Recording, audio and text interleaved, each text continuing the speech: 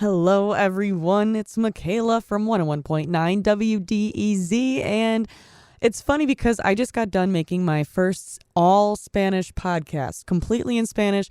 'Cause a lot of people don't believe me that I speak Spanish. It's kind of cool for my Spanish speaking friends to be able to listen to my podcast too. So that one was literally just about why I speak Spanish. Yes, I was born here in the United States. I get asked all the time where I'm from. It is not perfect by any means. It is not perfect, but I would say I'm pretty fluent in it. I was an interpreter for 2 different schools and 2 different community organizations. So I'm going to touch a little bit about that. So I just wanted to do that version of that podcast, but in English this time. So I started speaking Spanish when I was about 5. My uncle was dating a girl from Chile. And I loved her and she loved me, and her name is Gloria. Love you, Gloria.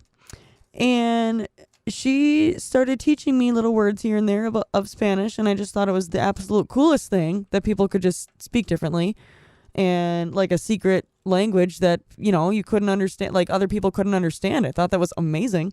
So I started learning it, and then when it came time to take Spanish in middle school, certainly took it. I listened to music all the time throughout middle school and high school to learn it more. I listened to music. I watched music videos. I tried translating the lyrics. I tried ordering food in Spanish at the restaurant whenever I could. I befriended a lot of Hispanic people so that I could practice with them. I was all in. I submerged myself in it. And then I decided I wanted to be a Spanish interpreter. So that's what I went to college for. Turns out I tested out of their Spanish program, but I failed algebra and English. I tested out of Spanish, but I failed English. Imagine that. You know what I aced, though? Public speaking. Ooh, and now I'm a radio host. Love it.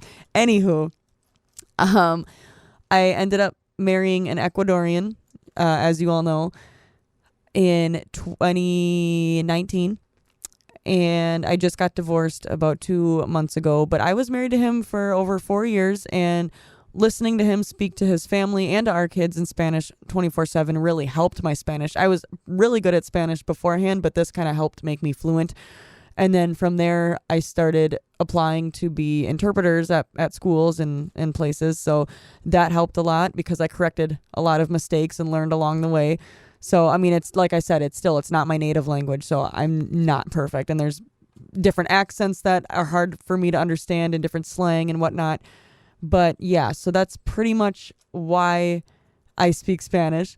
A lot of people are like, what in the world? Like, are you sure you don't have any Hispanic, like, family members? Or I'm like, no, not at all. I actually did the Ancestry DNA, and I'm half Russian, which is really cool. I do speak a little bit of Russian too.